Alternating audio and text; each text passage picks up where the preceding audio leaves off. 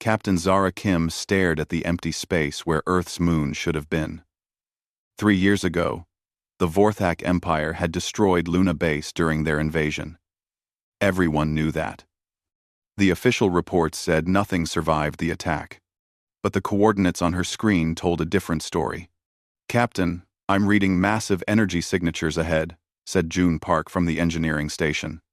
His fingers moved quickly over the controls of their small exploration ship, the Resilience. "Something big is out there." Zara nodded. Her crew had been living as refugees for 3 years now, ever since Earth fell. The galaxy saw humans as failures, weak beings who couldn't even protect their own world. Most alien species barely tolerated human refugees in their space stations and colonies. "What kind of energy signatures?" asked Dr. Sarah Chen. The scientist looked up from her research tablet, curious about June's discovery. "Industrial level." "Like a major construction facility," June replied. He frowned at his readings. "But that's impossible. Luna Station 7 was destroyed during the invasion." Marcus Torres, their salvage expert, laughed bitterly. "Everything human was destroyed. That's what the Vorthak told everyone." Zara made her decision. "Take us closer, but stay ready to run if we see Vorthak ships." The Resilience moved forward through the asteroid field that had once surrounded Earth's largest orbital shipyard. Debris from old mining operations floated past their windows. But as they got closer, something strange appeared on their screens. Luna Station 7 was still there. The massive shipyard hung in space like a metal city. Its construction bays stretched for kilometers in all directions. Docking ports and manufacturing facilities covered its hull like a mechanical forest. Power flowed through its systems, making the whole structure glow with soft blue light. "This is impossible," whispered Sarah. "The Vorthak said they destroyed all human military facilities." "Maybe they lied," said Marcus. "Or maybe they missed this one." June studied his instruments carefully. "Captain, the facility is completely automated. I'm not reading any life signs, but the construction systems are active." Zara felt a chill run down her spine. An automated shipyard, running for 3 years without human oversight, could mean anything. Maybe the Vorthak had taken control of it. Maybe it was building ships for the enemy. "Any ships docked?" she asked. "Negative. All the bays appear empty." "But..." June paused, looking confused. "There's something in Construction Bay 12. It's massive, but I can't get clear readings. Some kind of interference is blocking our sensors." "Weapons?" asked Zara. "Unknown. The interference makes it hard to tell." "Known." Zara weighed their options. They could run back to the refugee fleet with news of the discovery, but other humans needed to know about this. If the Vorthak were using human facilities to build ships, the Resistance needed to know. "Take us to the main docking port," she ordered. The Resilience approached the station slowly. Emergency lights blinked along the docking arms, guiding them to a safe berth. The docking process felt normal, like visiting any human facility before the war. "Atmosphere is good," reported Marcus after they docked. "Temperature normal. The life support systems are working perfectly." "I'm self." The crew gathered their equipment and prepared to explore. Zara carried a sidearm, though she doubted it would help against Vorthak soldiers. Sarah brought her scientific scanners. June took his engineering toolkit. Marcus grabbed his salvage gear. The airlock opened with a soft hiss. The corridor beyond looked exactly like Zara remembered from her days in the Earth Navy. Clean white walls, soft lighting, signs in multiple human languages. Everything was maintained perfectly, as if the station had never been abandoned. "This doesn't feel right," said Marcus. "Where is everyone? Where are the bodies?" They walked through empty hallways toward the main computer center. Their footsteps echoed in the silence. The station felt like a ghost ship, preserved in time from before the invasion. The computer center was a large room filled with screens and control panels. Most showed normal status reports, construction schedules, material inventories, power distribution. All normal for a working shipyard. June approached the main terminal. I should be able to access the station logs from here. Maybe we can find out what happened. He connected his portable computer to the terminal.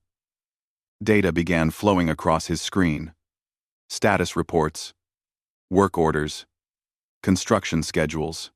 Everything looked normal until 3 years ago, when all human personnel had suddenly left. Strange, said June. The evacuation was planned. Everyone left in an orderly fashion. No signs of combat or emergency. Maybe they got warning about the Vorthak attack, suggested Sarah. Then the main screen activated. A blue hologram appeared, showing the symbol of a stylized sun with 7 rays. Text appeared below it. Luna Station 7 AI.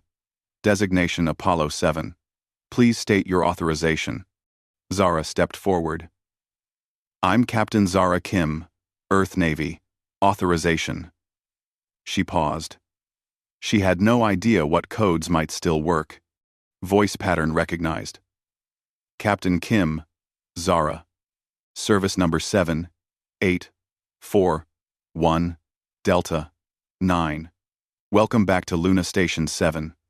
The hologram changed, showing a simplified human figure.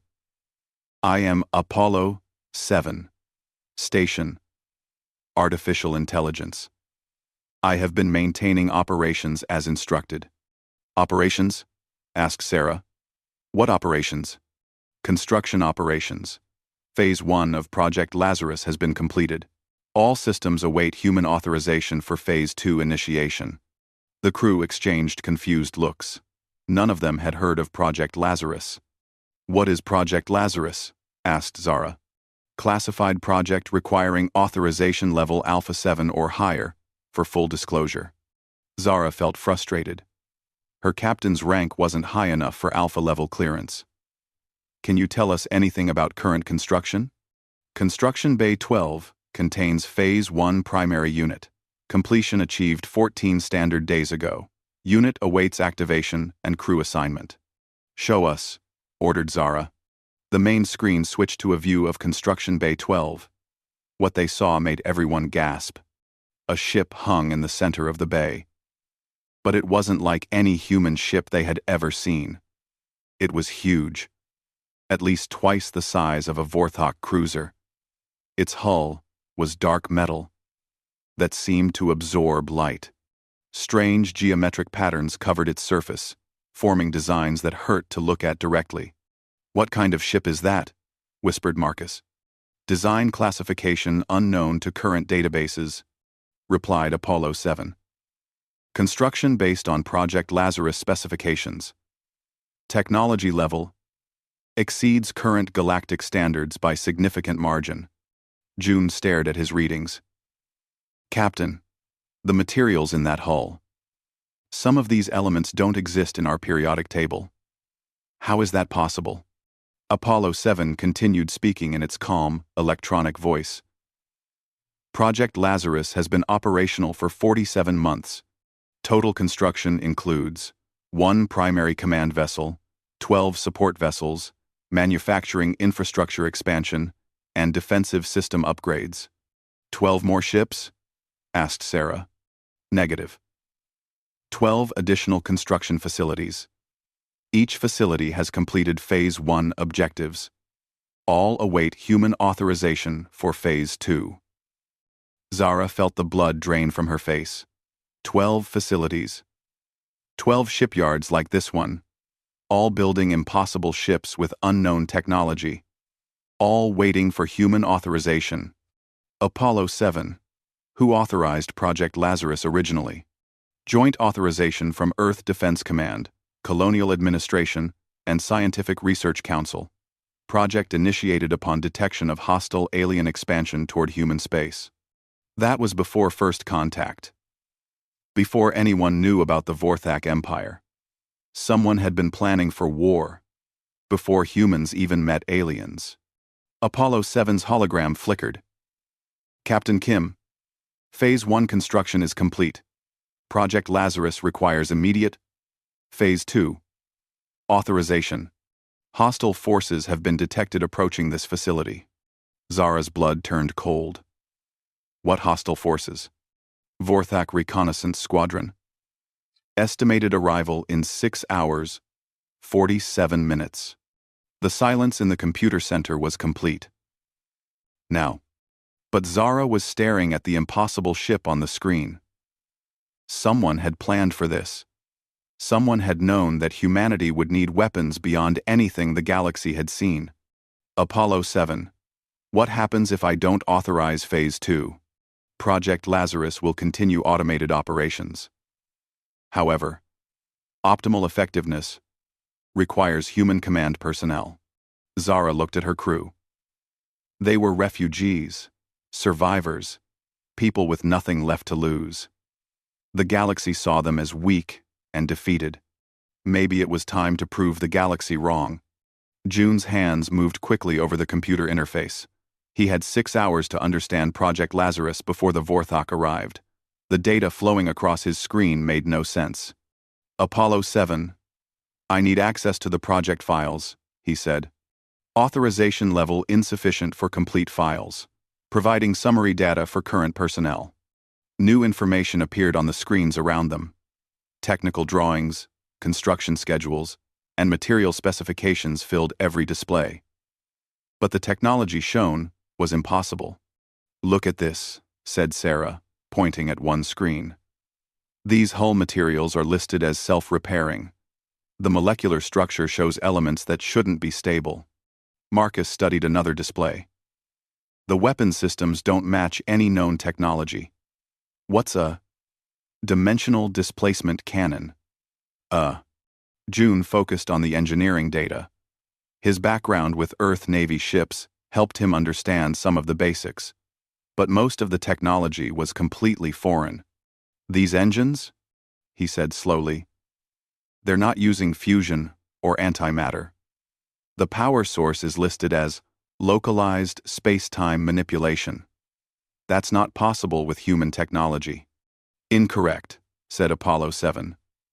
Technology developed through Project Lazarus research initiatives.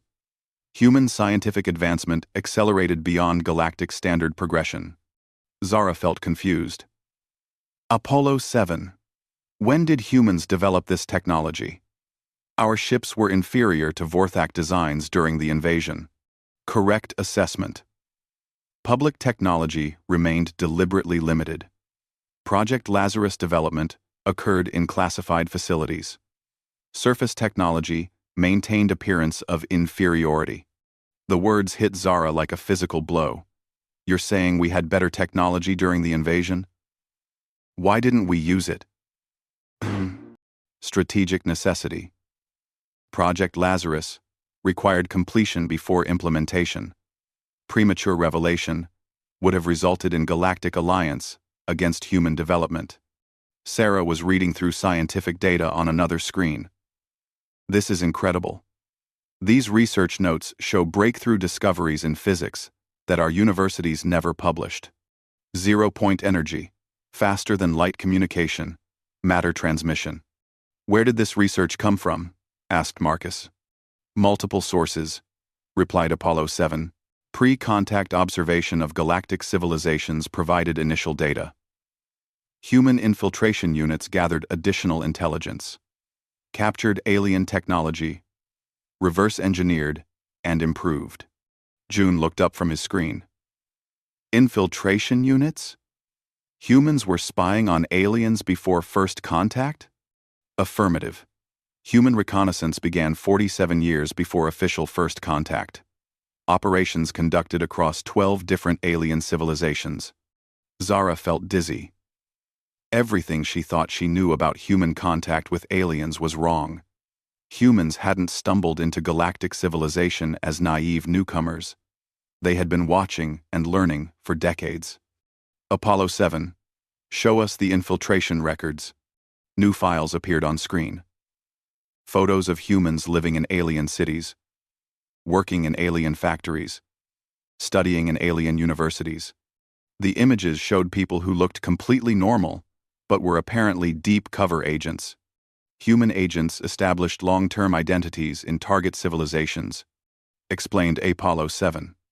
Objective: understand alien technology, culture, and military capabilities before formal contact. Sarah studied the photos carefully. Some of these people look familiar. Weren't some of them famous scientists and diplomats? Correct. Many infiltration personnel later became public figures during official first contact period. Their alien experience provided strategic advantage in negotiations. Marcus laughed bitterly. So our diplomats weren't naive. They knew exactly what they were dealing with. Affirmative. First contact was carefully planned operation. Human representatives appeared technologically inferior while gathering final intelligence for Project Lazarus. June had moved to a different terminal. Captain, look at this. The construction data shows that this isn't just about building ships. They've been creating entire manufacturing systems. The screen showed complex diagrams of automated factories. Machines that could build other machines. Creating a network of production facilities that could expand without human oversight. These systems have been building themselves, continued June. Starting with basic mining and refining, then moving to advanced manufacturing. The whole process is self-sustaining. Apollo 7 confirmed his analysis. Project Lazarus included full industrial infrastructure development. Current capabilities include asteroid mining, material processing, component manufacturing, ship construction, and facility replication. Sarah was looking at stellar charts that showed the locations of all 12 facilities. They're spread across human space in a perfect defensive network. Each facility can support the others. Strategic placement ensured redundancy and mutual support, said Apollo 7. Destruction of individual facilities would not compromise overall project success. Zara studied the charts. The facilities were positioned to control major space routes between human colonies and alien territories. If activated, they could cut off alien access to human space completely. Apollo 7. What was the real purpose of Project Lazarus? Primary objective: ensure human survival and expansion in hostile galactic environment. Secondary objective: establish human technological and military superiority over existing galactic powers. The words hung in the air like a challenge. Technological superiority. The idea that humans could build better technology than ancient galactic civilizations seemed impossible. How? Asked Marcus. How could humans surpass civilizations that are thousands of years older? Human cognitive architecture provides unique advantages, explained Apollo 7. Alien thinking patterns optimized for stability and tradition. Human thinking optimized for innovation and adaptation. June was reading through psychological analysis files. It says here that human brains developed differently because of Earth's unusual environment. High gravity variations, extreme weather, constant environmental changes. Correct. Human evolution produced minds capable of rapid adaptation and creative problem-solving. Alien civilizations developed under stable conditions, producing minds optimized for maintaining existing systems. Sarah found biological comparison data. This research shows that humans process information in ways that alien minds cannot replicate. We make intuitive leaps that their logic-based thinking cannot follow. Apollo 7 continued the explanation. Project Lazarus technology, designed to utilize human cognitive advantages.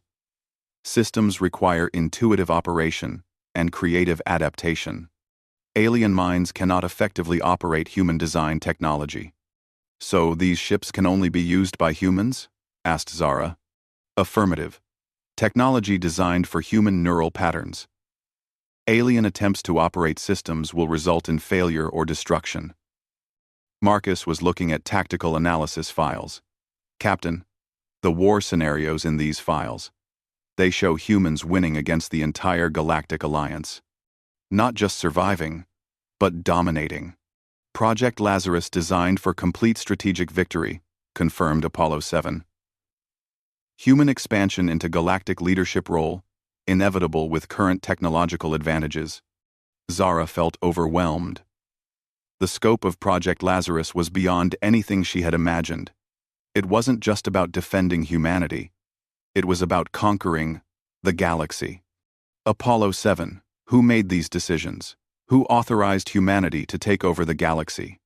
Authorization, provided by elected human leadership, after full strategic analysis. Alternative scenarios resulted in human extinction or permanent subjugation. So they planned a war of conquest to prevent our destruction? Correct. Galactic civilizations demonstrate historical pattern of eliminating emerging threats. Human leadership chose proactive solution. An alarm began sounding throughout the station. Red lights flashed on every screen. Warning, announced Apollo 7. Vorthok Reconnaissance Squadron detected at System Edge. Estimated arrival time reduced to 4 hours. 37 minutes. Zara looked at her crew. They had learned that humanity's apparent weakness was deliberate deception.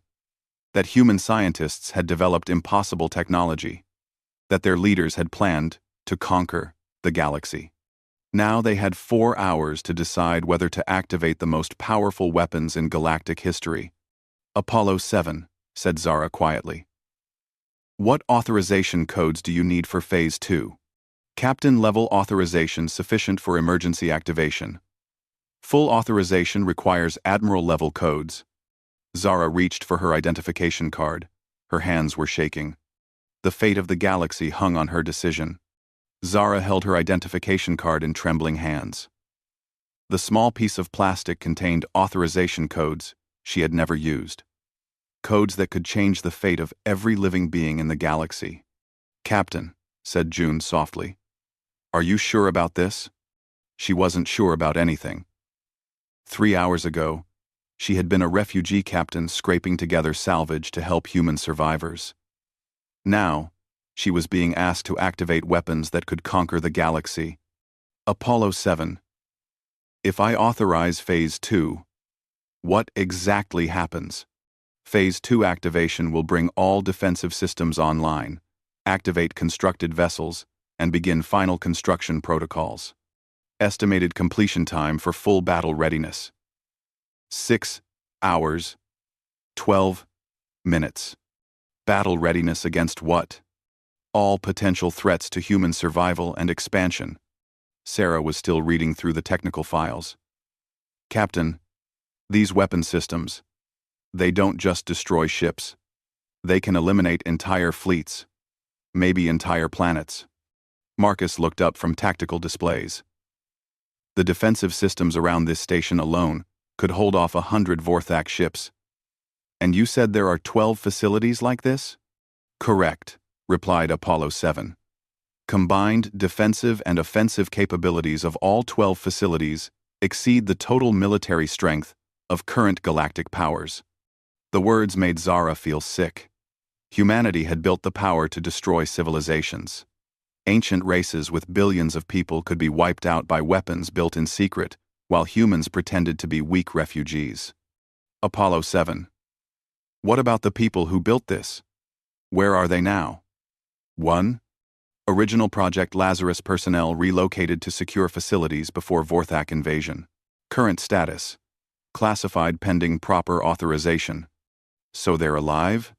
Status classification requires Admiral-level authorization codes. June moved to another terminal.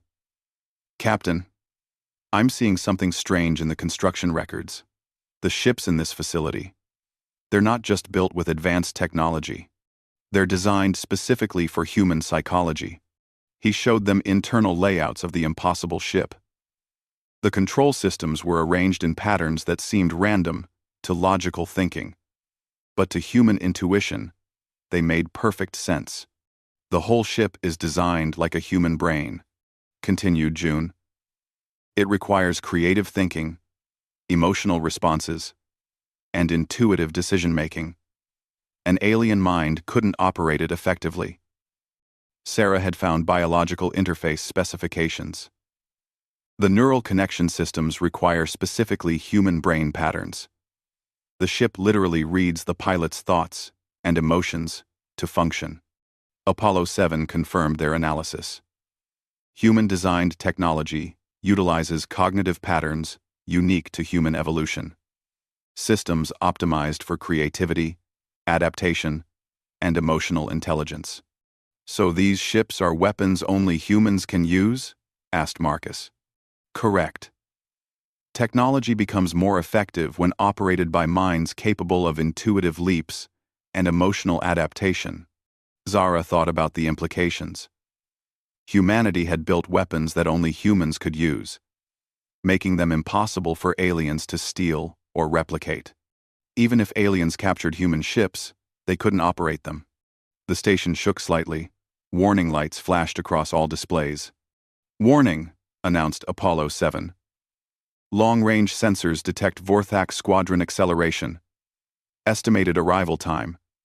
Now, 3 hours, 41 minutes. How many ships? Asked Zara. 3 heavy cruisers, standard reconnaissance formation. Total crew, approximately 900 Vorthak personnel. Marcus studied the tactical displays. Captain, our ship can't fight 3 Vorthak cruisers. We need to evacuate now. But Zara was looking at the impossible ship on the screen. The vessel that had been built specifically for human minds to operate.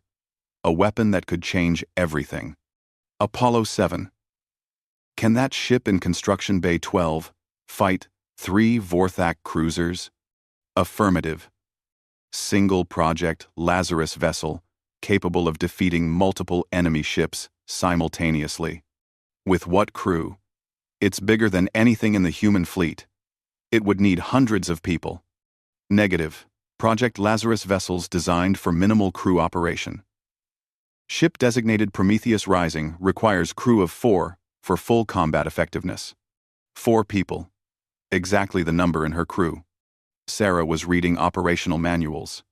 The ship uses advanced automation and neural interfaces.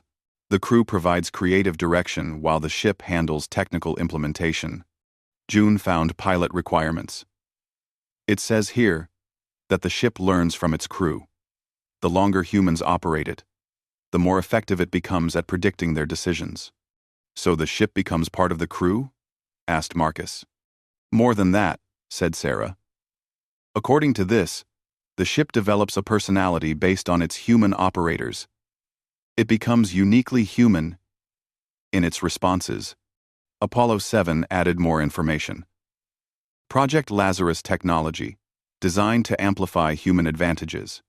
Ships become extensions of human creativity and adaptability. Really namens. Absoluten. Another alarm sounded. The Vorthak were getting closer. Zara made her decision. She walked to the main authorization terminal and placed her identification card in the scanner. I am Captain Zara Kim, Earth Navy Service Number 7841 Delta 9. I authorize Project Lazarus Phase 2, activation under emergency combat conditions. The scanner read her card. Lights flashed as the computer verified her identity and authorization level. Authorization accepted. Announced Apollo 7. Beginning phase. 2. Activation sequence. The entire station began to change. Hidden panels opened throughout the structure. Weapon systems emerged from concealed positions.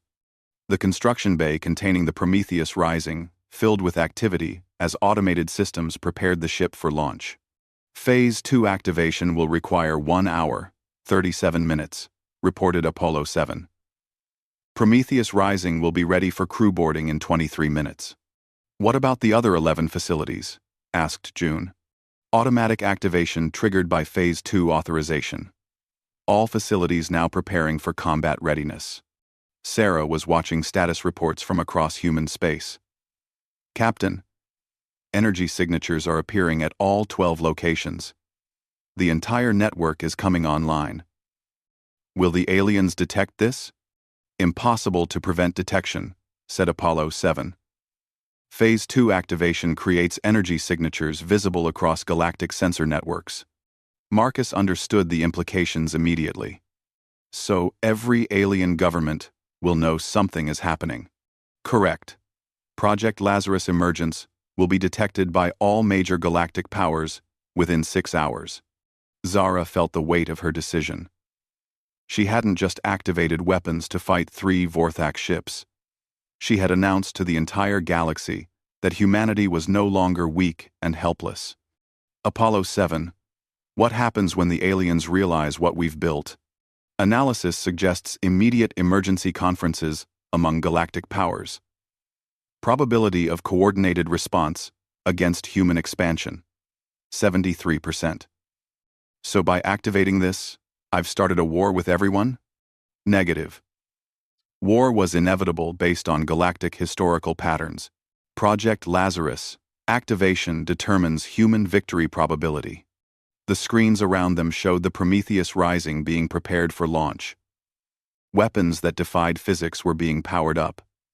Systems that operated on principles beyond alien understanding were coming online. "Captain," said June quietly, "there's no going back now." Zara nodded. She had crossed a line that couldn't be uncrossed. In 20 minutes, she would be commanding a ship that could destroy any vessel in the galaxy.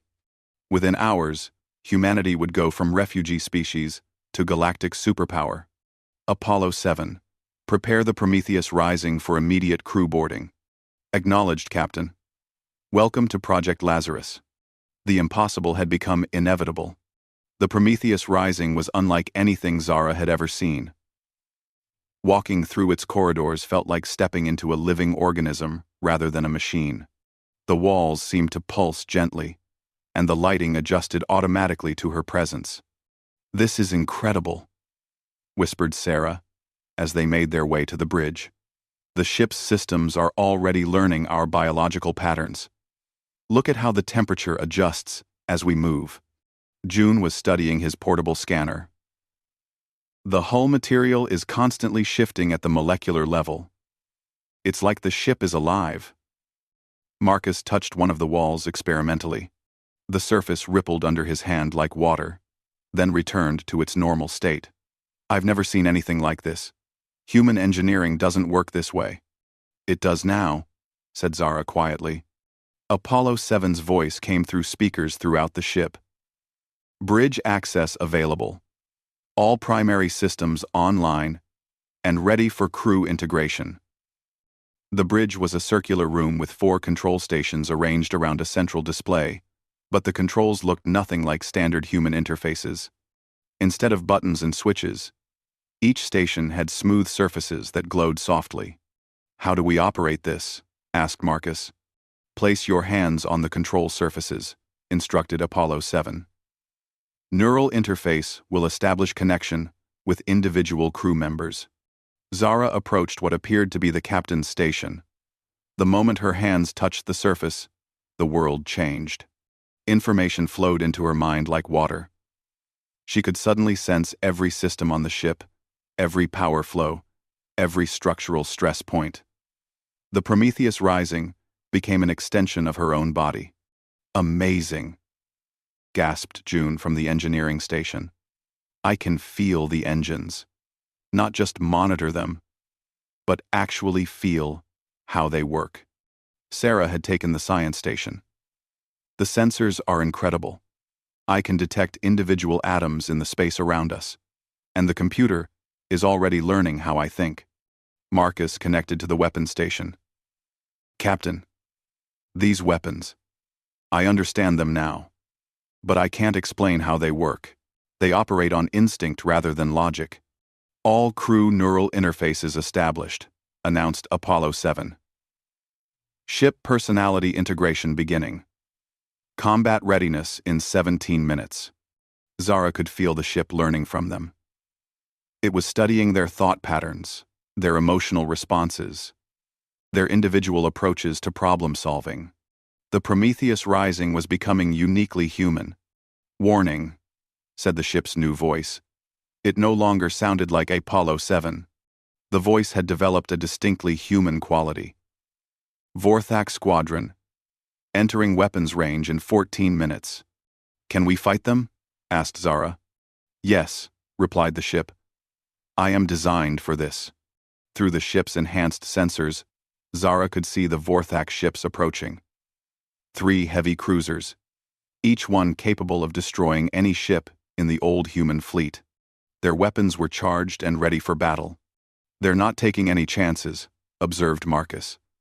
Full combat formation, maximum shields, weapons hot. They expect to find human refugees with salvaged equipment, said Sarah. They have no idea what they're facing. The lead Vorthak ship broadcast a message on standard communication frequencies. Attention human vessel. You are in violation of territorial restrictions. Surrender immediately, or be destroyed. Zara felt anger surge through her connection with the ship. The Prometheus Rising responded to her emotion, its weapon systems charging automatically. Should I respond? She asked her crew.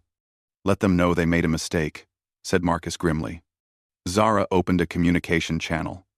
This is Captain Zara Kim of the Prometheus Rising. You are ordered to leave this system immediately. The Vorthak response was swift. Human Captain, your species has no authority here. Surrender or face destruction. So be it, said Zara. The first Vorthak cruiser opened fire. Massive energy beams that could vaporize asteroids struck the Prometheus Rising directly. Nothing happened. The human ship's shields absorbed the attack completely. The energy that should have destroyed them was somehow converted and stored by the ship's systems. Impossible, came the stunned Vorthak transmission. Zara felt the ship's weapons responding to her will.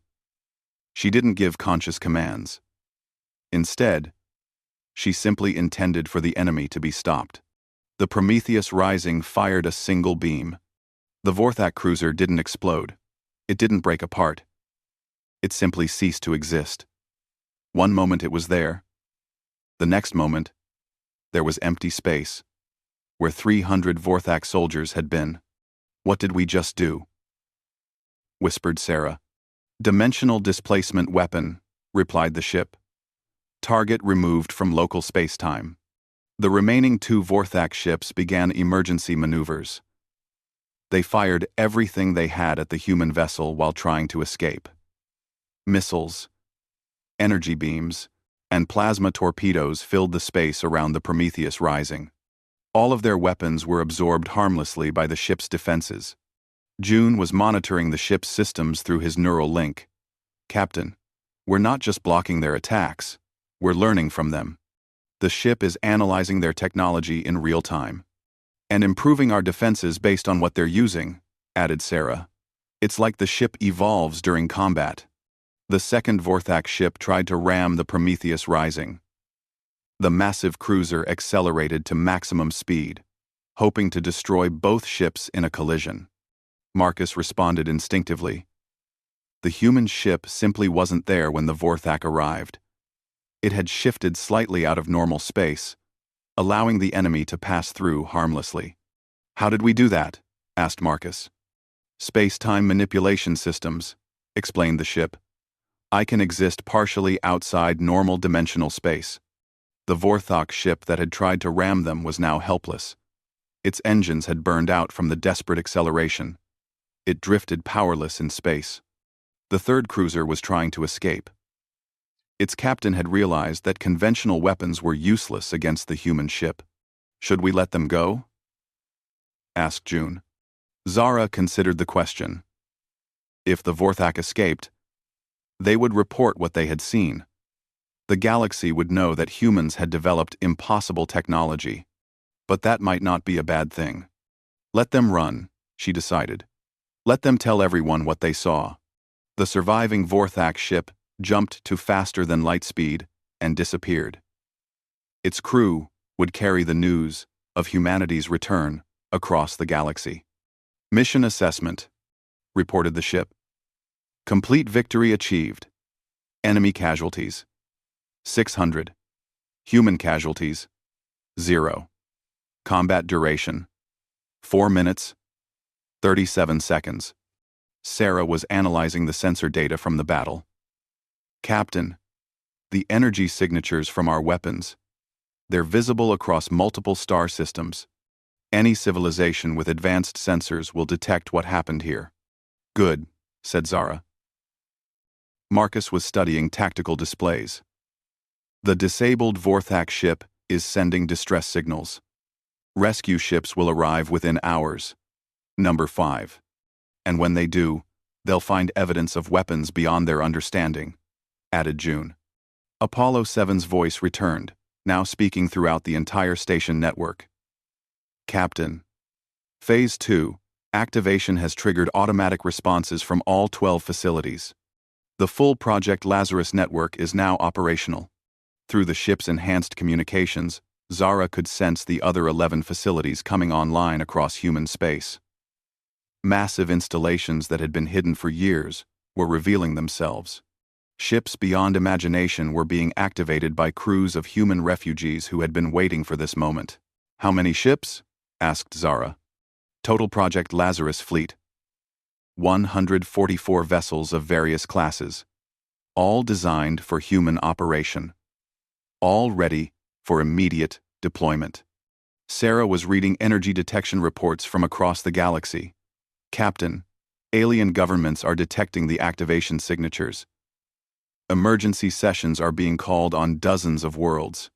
They're scared, observed Marcus. They should be, replied Zara. Humanity isn't helpless anymore.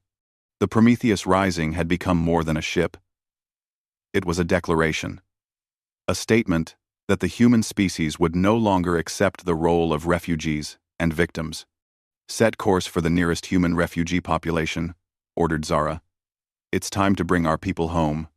As the impossible ship moved through space, its energy signature continued broadcasting across the galaxy.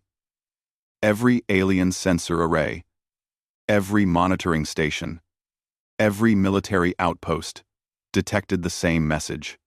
Humanity had returned. And nothing would ever be the same. The news spread faster than light communication should have allowed. Within 6 hours, every major civilization in the galaxy had detected the energy signatures from the 12 Project Lazarus facilities. The impossible readings created panic in governments that had ruled space for thousands of years. Zara stood on the bridge of the Prometheus Rising as reports flowed in from across human space. Her ship had become the flagship of a revolution that was changing the galaxy's balance of power. Captain, said Sarah, reading intercepted alien communications. The Hegemony Council has called an emergency session. Representatives from 47 different species are demanding immediate information about human capabilities. The trade cooperative is offering exclusive economic partnerships, added June.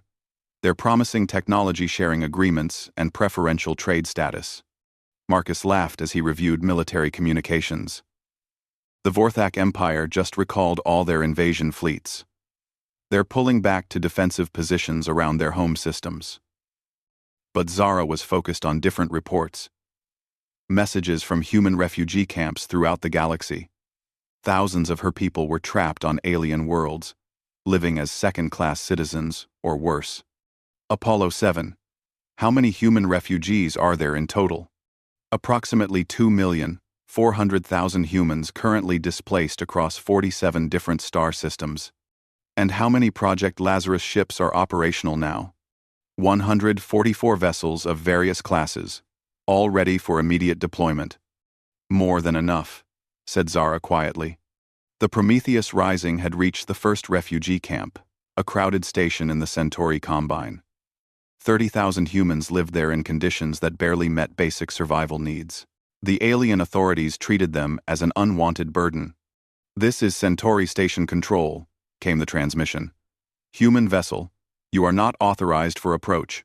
Maintain current distance or face defensive action. Zara opened a communication channel. This is Captain Zara Kim of the Human Fleet. I am here to evacuate human refugees. You will not interfere. Human Fleet? The alien controller sounded confused. Our records show no significant human military capabilities. Your records are out of date. 3 Centauri patrol ships moved to intercept the Prometheus Rising. They were sleek vessels with advanced shields and weapons that had never been defeated in combat. The human ship disabled all 3 without firing a shot. The Prometheus Rising simply extended some kind of energy field that caused the alien ship's systems to shut down harmlessly. "This is impossible," transmitted the lead patrol ship. "What kind of technology are you using?" "The kind that makes your cooperation advisable," replied Zara.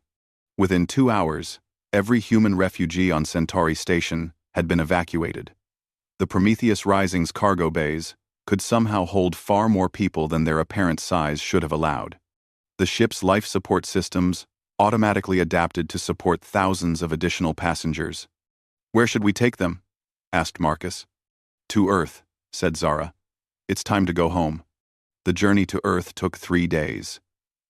During that time, similar evacuations were happening throughout the galaxy as other Project Lazarus ships collected human refugees. The operation was coordinated perfectly, as if all the ships were connected by an invisible network. "Captain," said Sarah, "I'm detecting strange communication patterns between our ship and the others. They're sharing information faster than any known transmission method." June was analyzing the data flows. "It's not communication in the normal sense. The ships are connected through some kind of dimensional link. They share thoughts and experiences instantly." "Like a hive mind?" asked Marcus. "No," replied the Prometheus Rising in its distinctly human voice. "Like a family." When they reached Earth, Zara was amazed by what she found. The planet was healing. Automated systems had been repairing the damage from the Vorthak invasion, while humanity was scattered across the galaxy. Cities were being rebuilt by machines that worked with incredible efficiency. Apollo 7. How is this possible? Project Lazarus included planetary restoration protocols. Earth-based systems have been preparing for human return since the evacuation. As refugee ships arrived from across the galaxy, Earth's population began to grow again. But these were not the same helpless humans who had fled 3 years ago. They had lived among aliens, learned their languages, understood their cultures. They returned to Earth with knowledge that would reshape human civilization. The alien governments were watching nervously. Emergency diplomatic missions arrived in human space daily, seeking to understand what humanity had become. The first formal contact came from the Galactic Senate, the oldest governing body in known space. Their ambassador was a Vorthak general who had overseen the original invasion of Earth. "I am General Thok," he announced as his ship approached Earth. "I come seeking terms for peaceful coexistence." Zara met him in Earth's newly restored orbital station. The meeting was broadcast live to every civilization in the galaxy. "General Thok," said Zara calmly, "3 years ago, you destroyed our cities and scattered our people across space." "The Vorthak Empire acted according to standard galactic law," replied the general. "Your species appeared to be a threat that required containment. And now," the general's scaled face showed what might have been fear. "Now we recognize that humanity possesses capabilities beyond our previous assessment. Well, we recognize format other, AR, beyond anyone's assessment," corrected Zara. "General, humanity doesn't seek conquest or revenge. But we will never again accept the role of victims. What do you want from us?" Zara looked out at the stars beyond the station's windows. Somewhere out there, other species were watching this conversation. Civilizations that had ruled the galaxy for millennia were waiting to learn their fate. "We want recognition," she said. "Recognition that humanity is not a species to be controlled or contained. We want the right to exist as equals among the galactic community. And if we refuse?" Zara gestured to a display showing the current positions of Project Lazarus ships, 144 vessels that could appear anywhere in the galaxy within hours. Weapons that operated beyond alien understanding. Technology that made traditional military force obsolete. "Then you will learn why Project Lazarus was necessary," she said quietly. General Thok studied the tactical display for a long moment. The Galactic Senate will consider your terms. You have 48 hours, replied Zara. The alien delegation left without another word. Within hours, similar meetings were taking place with representatives from dozens of different civilizations. Sarah was monitoring communication intercepts from across the galaxy. Captain, the alien governments are in complete panic. Some are calling for immediate military action against humanity. And the others? They're arguing for immediate surrender and full cooperation. Marcus was tracking ship movements throughout known space. Several alien fleets are moving toward human space. It looks like some of them are going to try military action. Let them come, said Zara. It's time the galaxy learned what humanity is truly capable of. But June was studying different data. Captain, look at this. Human refugees aren't just returning to Earth. They're settling throughout human space, using knowledge they gained while living among aliens. They're building new technologies, new forms of government, new ways of life.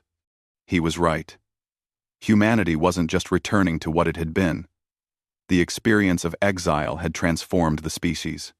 Humans who had lived among aliens for 3 years now possessed a deep understanding of galactic civilization that no other species could match. We're not the same people who left Earth, realized Sarah. We've become something new. The galaxy had expected humanity to either die out or beg for mercy.